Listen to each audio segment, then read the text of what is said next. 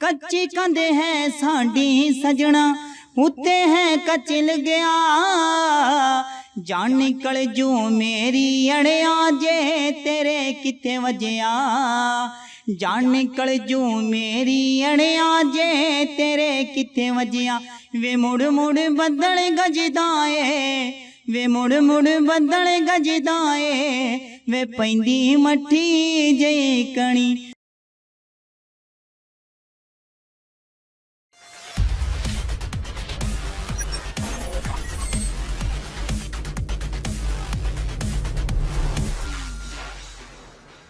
अस्सलामुअलैकुम दोस्तों, हकायतें, शरारतें, मजाक, उर्दू अदब और दिलचस्प मालूमात के इस चैनल में आपको खुश आमदीद कहता हूँ। मैं हूँ आपका मेज़बान मोहम्मद सुफियान शाहिद। दुनिया में एक कॉमन मसला चल रहा है, लोग क्या कहेंगे।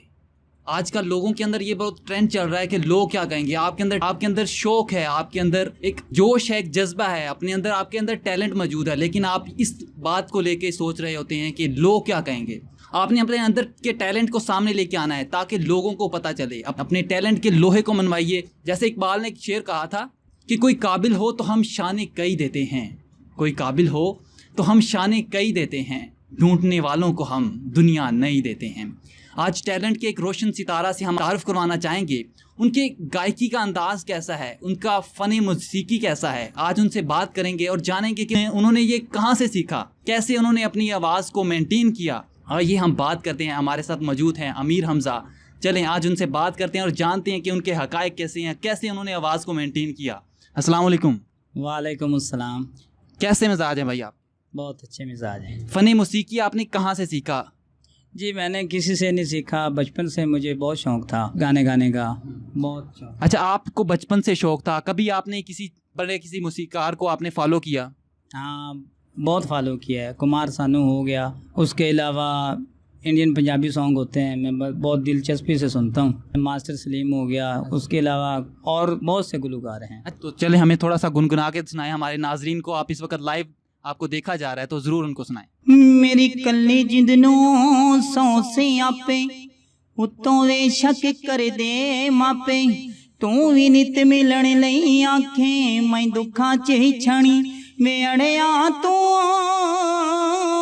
वे अड़िया तू वे अड़िया तू अड़िया ते अड़िया लड़दी जान ते बणी वे अड़िया तू अड़िया ते अड़िया लड़दी जान ते बणी हो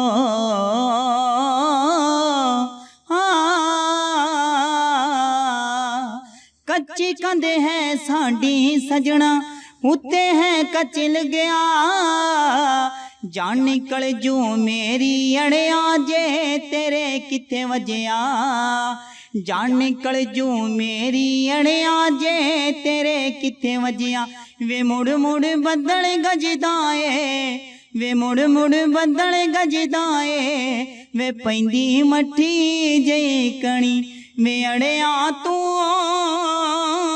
वे अड़िया तू अड़िया ते अड़िया लड़दी जान ते बणी तू ना समझे थक गई सजना मैं तेनू समझा के दलजीत चिट्टी वे रखता साडी अकल ते पर्दा पाके दलजीत चिट्टी ने रखता साडी अकल ते पर्दा पाके जे मिलना ही जिद तेरी है जे मिलना ही जिद तेरी है वे आ जा खड़ी हिक तणी वे अड़िया तू वे अड़िया तू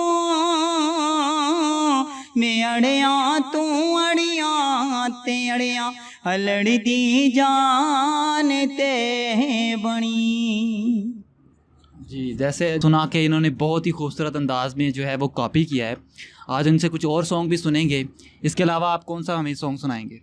इसके अलावा और भी इंडियन पंजाबी में गीत ज़्यादा सुनता हूँ, तो जो दिल को अच्छा लगता है वही मैं सुनाता हूँ। हाँ भैने कॉलेज च हाल आया अखियां चों पानी कल्ले बैठे आनो आई जदों यादियों पुरानी मैनू मिलने दा तेरा ਨਿਤ ਨਵਾਂ ਸੀ ਬਹਾਨਾ ਅੱਜ ਸਜਣਾ ਵੇ ਮਿਲਿਆ ਨੂੰ ਹੋ ਗਿਆ ਜ਼ਮਾਨਾ ਅੱਜ ਸਜਣਾ ਵੇ ਮਿਲਿਆ ਨੂੰ ਹੋ ਗਿਆ ਜ਼ਮਾਨਾ ਤੂੰ ਤੇ ਮੇਰਾ ਸੀ ਮੈਂ ਤੇਰੀ ਹਾਲ ਕੱਲ ਦੀਆਂ ਗੱਲਾਂ ਚੇਤੇ ਕਰੇ ਕਰੇ ਗੱਲਾਂ ਨੈਣੀ ਉੱਠਦੀਆਂ ਛੱਲਾਂ ਤੂੰ ਤੇ ਮੇਰਾ ਸੀ ਮੈਂ ਤੇਰੀ ਹਾਲ ਕੱਲ ਦੀਆਂ ਗੱਲਾਂ ਚੇਤੇ ਕਰੇ ਕਰੇ ਗੱਲਾਂ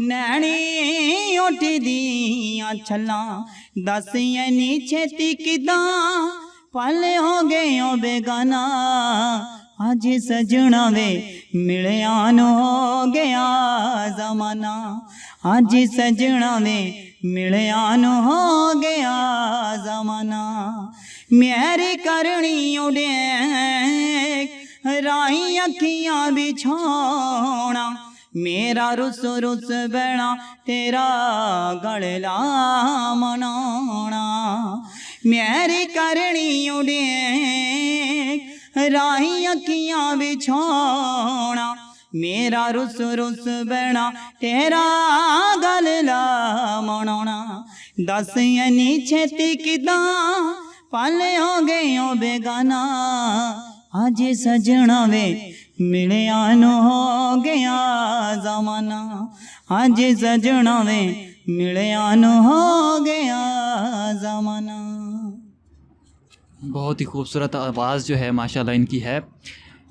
तो आज वैसे तो ये महफ़िल ख़त्म करने को दिल नहीं चाह रहा, लेकिन एक आखिरी इनसे सॉन्ग सुनेंगे, उसके बाद इख्तिताम पजीर करेंगे इस महफ़िल को। जी हो हो हो हो हो हो हो ला ला ला ला ला ला ला ओ वी लुट के मेरी नींद ले गया रातां दी ओ वी लुट के मेरी नींद ले गया रातां दी मैं भी लुट के ओदा चैन वैन सब ले आईयां ओ भी डरदा डरदा दिल दा हाल सुना ज्ञानी ओ भी डरदा डरदा दिल दा हाल सुना ज्ञानी मैं भी संगदी संगदी बुल्ला चोहा के आईयां मैं भी संगदी संगदी बुल्ला चोहा के आईयां हुण मेरा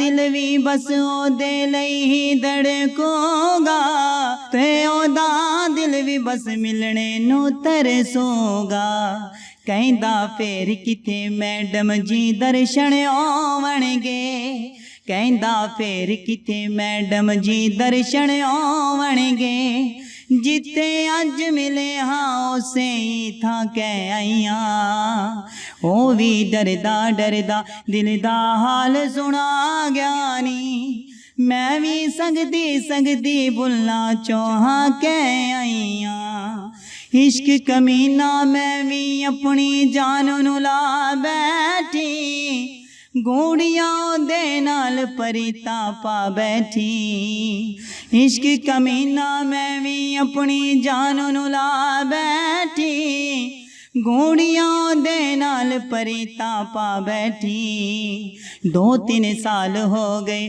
पीछे पीछे फिरदा सी है कुछ करना बैठे मर जाना ता कह आईयां ओ भी डरदा डरदा दिल दा हाल सुना ज्ञानी मैं भी संगदी संगदी बुल्ला चोहा कह आईयां हो हो हो हो हो हो ला ला ला ला ला ला ला। इस अहद के साथ आज की इस महफ़िल को इख्तिताम पजीर करेंगे। आप में से बहुत सारे लोग मौजूद होंगे जिनके अंदर ऐसा टैलेंट अल्लाह ताला ने दिया है, लेकिन वो एक प्लेटफार्म की उम्मीद लगा के बैठे होते हैं। उनको कोशिश होती है कि कोई ऐसा ही प्लेटफार्म मिले जहाँ पर वो अपने टैलेंट को दुनिया के सामने पेश करें। तो जी उर्दू हमारा ये चैनल है, इसका मकसद सिर्फ यही है कि आपके अंदर का जो टैलेंट है वो हम दुनिया के सामने लेके आएँ।